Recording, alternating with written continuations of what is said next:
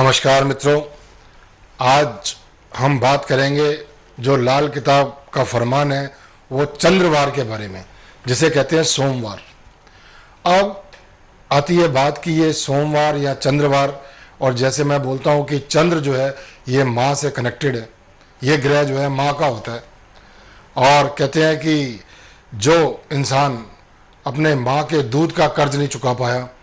तो वो इंसान जो है, कहते हैं कि माँ के दूध का कर्ज का मतलब ही यही है कि आप अपनी माँ को कैसे बाई इज्जत बात करते हैं, आप अपनी माँ को कैसे अटेंड करते हैं। कोई ये यहाँ से एक इंसान का व्यक्तित्व जो है वो पता लग जाता है कि एक बच्चा ऐसा भी होता है जो अपनी माँ को दुख देता है, और एक बच्चा ऐसा होता है जो अपनी माँ को सुख ही देता है। अब ये सुख और दुख के मामले में ये सारी ग्रह चाल का किस्सा आ जाता है कि एक बच्चा जब जन्म लेता है तो हो सकता है कि उसका वो बच्चा माँ को तकलीफ हो रही हो, या हो सकता है बच्चे को तकलीफ हो रही हो, क्योंकि जब भी आपकी कुंडली में चंद्र शनि इकट्ठा होगा तो कहते हैं कि या तो माँ को तकलीफ होती है जन्म के समय, या बच्चे को तकलीफ होती है। अब ये बातें जब हम कुदरत के साथ और नज़दीक चले जाते हैं तो लाल किताब आपसे यही बात करती है कि जो घर में माँ हमारी मौजूद है उसको कैसे हमने अटेंड करना है, उसकी कैसे हमने सेवा करनी है, उसके कहने के मुताबिक हमने कैसे चलना है। क्योंकि लाल किताब आपसे आने वाली नस्ल के लिए ये आपको रोज़ की रोज़ जो हम लाल किताब का फरमान आपको सुनाते हैं वो इसीलिए कि आप अपने रिश्तों को कहीं भूल ना जाएं, उनको कहीं आप ठुकरा ना दें। क्योंकि आज का जो दौर चल रहा है वो यही चल रहा है कि जैसे जैसे बच्चे बड़े होते हैं तो माता पिता को जो है एक वृद्धाश्रम का रास्ता दिखा देते हैं, या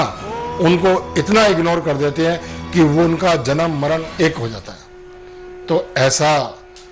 जो है आने वाली नस्ल को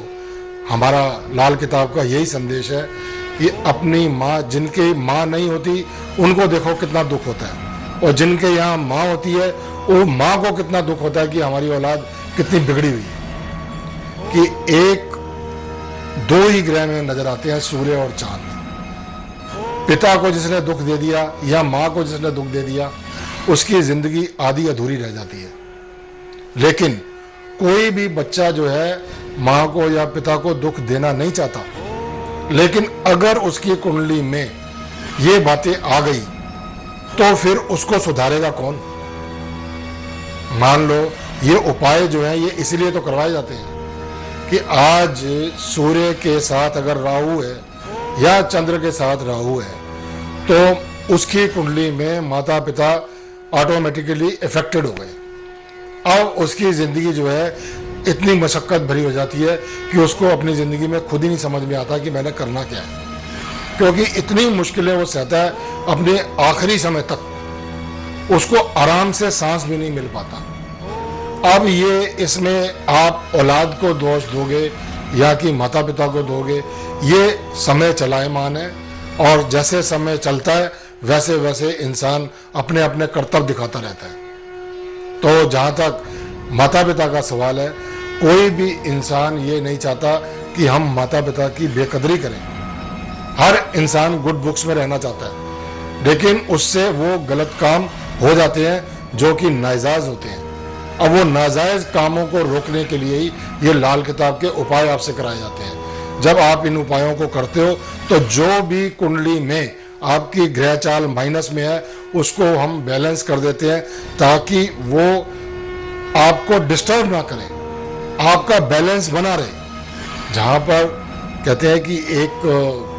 कुंडली जो है आपकी,